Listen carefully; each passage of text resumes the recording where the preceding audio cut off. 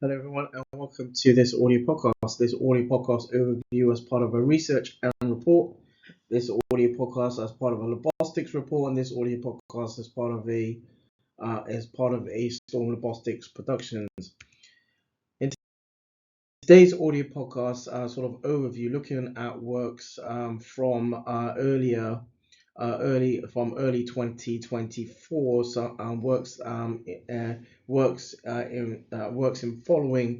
in following peer-reviewed and published works from early 2024, but also sort of but also aligned to works that have been sort of more recently developed in sort of as collaborative works. This audio podcast overview looks at understanding education through social media for healthcare service users. This audio podcast overview is part of a ZtormLabostix collaborative. So to begin with, some outline in regard to the contents. So in this overview, there will be some intro, some introduction, some overview as part of healthcare and social media. Looking at aims and objectives, looking at patient and public involvement, or PPI as the abbreviation, and looking at topic tagging, or intro into aspects in line to topic tagging as part of this works, and then this overview will look at the some specifics in around methodology, looking at also results, and then looking at descriptive analysis, analysis, and then conclusions, and then there is a reference towards the end, towards the latter part of this overview. So to begin with some introduction, so social media has enabled healthcare service users with long-standing conditions to access information relating to healthcare and relating or regarding to healthcare and disease, including and through National Health Service, NHS information portals, healthcare service user-centric organizations, and several other information-centric modalities. However, and despite the sort of advances, the technological advances, integration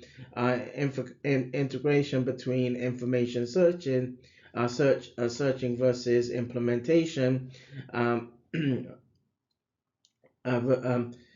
information searching versus implementation differs between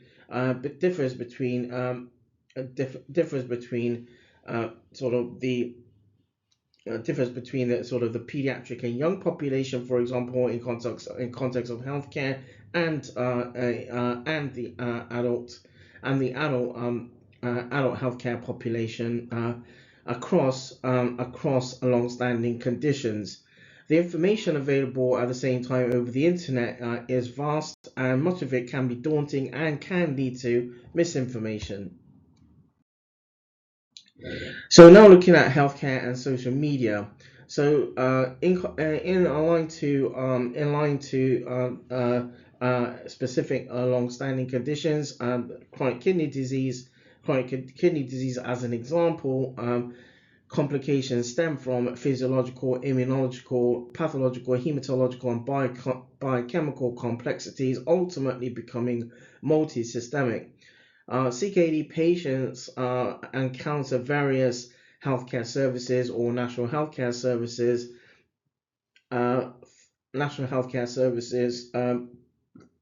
For example, laboratory investigations, and maybe on various pharmacotherapies, throughout the disease pathway, and irrespective of whether transplanted or transplanted, where CKD's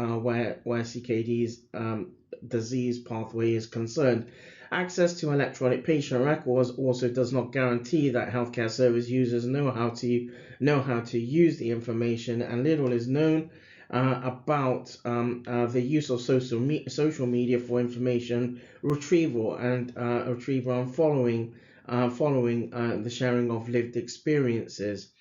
Patients often require understanding of health in a range of areas, and healthcare providers are required to be part of discussions so that patients can ascertain integrated healthcare. So now looking at the aims and objectives around this works. Number one, to understand which subjects are most important to renal patients. Secondly, to understand whether education between the physical realm and social media as part of healthcare delivery can help join up care. Thirdly, to understand what topics patients would like additional support on through social media. Fourthly, to understand what education could be included in CKD care internationally. And fifth, to understand how healthcare could be more integrated for healthcare service users. Now looking at patient and public involvement, where in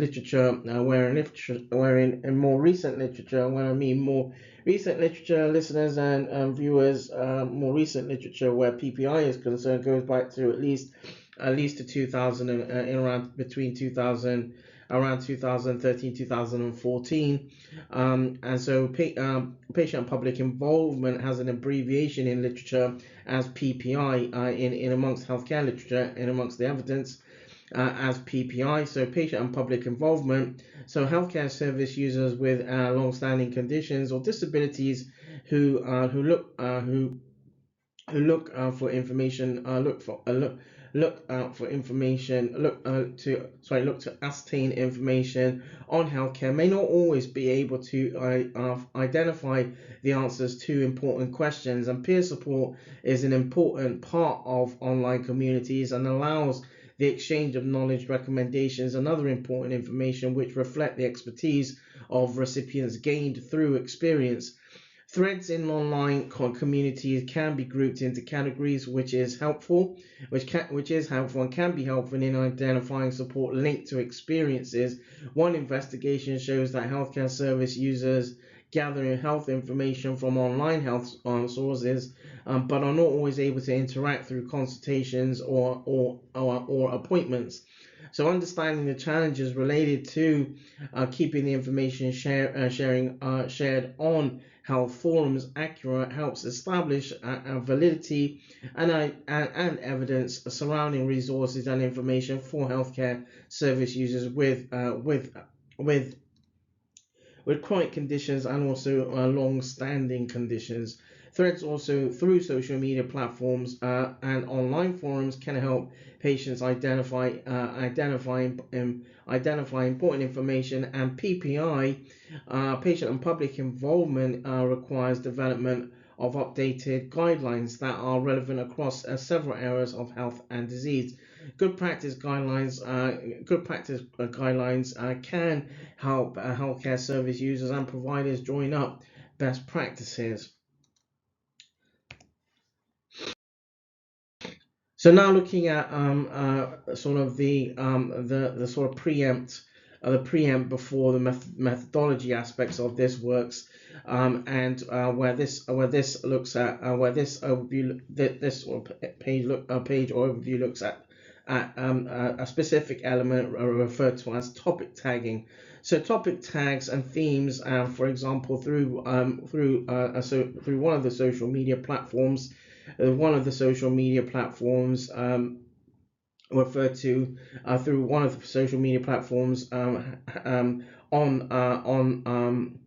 social media is referred to as has been referred to as Facebook coding, and where topic tags were co-developed between a research investigator and a research intern to to understand and appreciate which areas of kidney healthcare were most popular.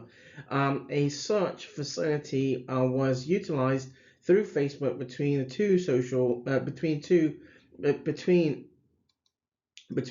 two closed social media platforms, and, again, as part of the preempt in around this works. Topics and tags which had later been referred to as educational themes were then linked between the social media between two social media platforms, and doing this helped gain a maximum number of tag themes between the social media platforms. So this work aimed to tag as many as part of the main sort of objectives as highlighted. This work also aimed to tag as many topics as possible according to designated themes over at least a 1 month duration between the two social media platforms. So now looking at the methodology and the specifics. So a research team used a topic tagging activity wherein topics between two social media platforms were co-developed, having understood the aims and the remits of the social media platforms. Tags were co-developed against 14 different topics, and the most popular having been extensively investigated over a 1 month duration, and the 1 month duration was in around March and April 2020. Topics were then tagged for 2 weeks, 2 weeks per social media platform. So 2 weeks on the online or social on the online adult kidney healthcare social media platform, and 2 weeks through the pediatrics and young people online social media platform. Topic tagging retrospectively look to help understand which areas of healthcare are popular and where patients between the two cohorts or two social media platforms would find health professional involvement supportive. A descriptive analysis was used to analyze data. In addition, conducting around a 10-year and a 6-year retrospective descriptive analysis of topics and tags between the pediatric and adult kidney care social media platforms sought to understand if there are healthcare educational inefficiencies, and identify what needs must be met in the care between pediatric and young people and adult kidney care and adult kidney care. Just to iterate additionally as part of this methodology, the basis of conducting a 10-year and a 6-year retrospective descriptive analysis was on the basis that the social media platform aligned to the adult population at the time. The adult kidney population at the time had been in its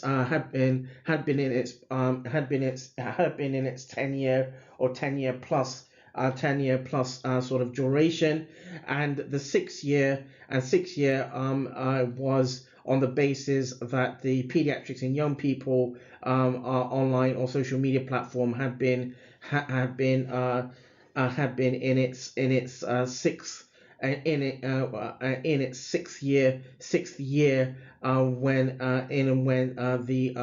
the works was being carried was being when the retrospective descriptive analysis had been conducted or carried. So now looking at the results, and to iterate beforehand that the more sort of in-depth descriptive analysis is and can be identified in the peer-reviewed and published works, wherein towards the latter part of this part of this overview, there is the citation and reference, which listeners and viewers are more than welcome to look to access and gain the publication from, gain the data analysis, the more in-depth data analysis in, around, and from. So in around the results, the social media platform, or the social media platform, that is the Renal Patient Support Group, the RPSG, representing the adult nephrology, the adult kidney population, through a social media platform, has now has over 10,000 healthcare service users, and KDARS, the pediatric and young people kidney social media platform, again representing the pediatric and young people cohort, has over 2,000 service users, healthcare service users internationally. Between the two social media platforms, between the two social media platforms, 2,560 threads were tagged against 14 different topics. The results inform that patients between both adult and pediatrics and young people cohorts, require additional support across several areas of kidney care. And this data provides a snapshot, really, of where healthcare education has been a neglect for renal patients. At the same time, results also inform that social media platforms or social media groups, between both adult and pediatric young people cohorts, are only as effective as the administration and research teams are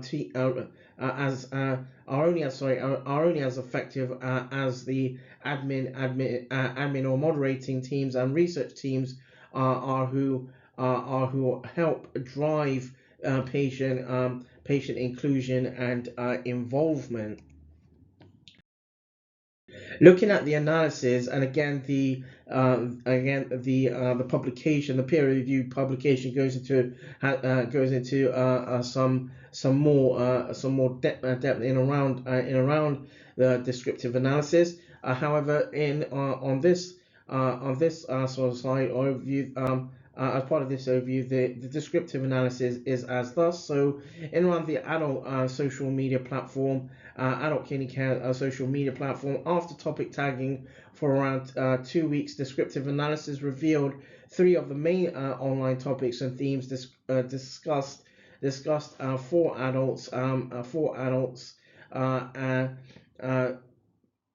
Adults included renal replacement therapy such as dialysis and transplantation, and the second included lab tests and biomarkers, and thirdly included pharmacotherapy and pharmacy.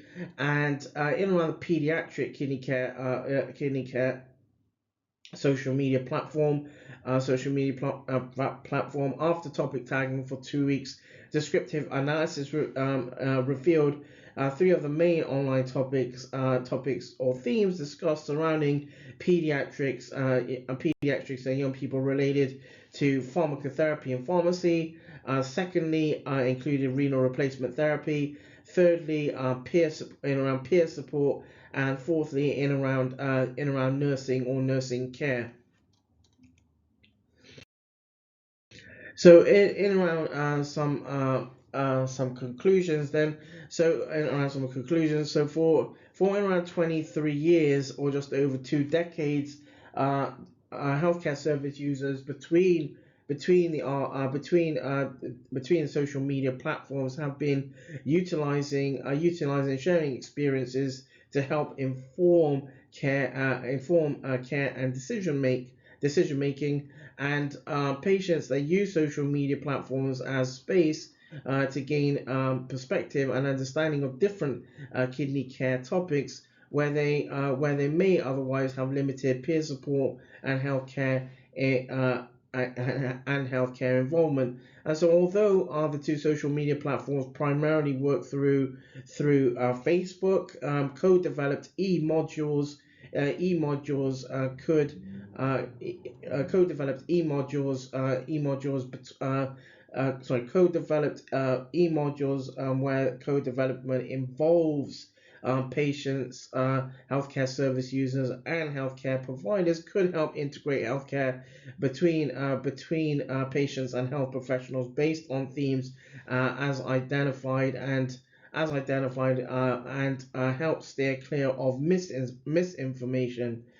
This is the first international retrospective investigation that examines educational themes between online pediatric and adult renal cohorts and adult renal cohorts in close to two decades.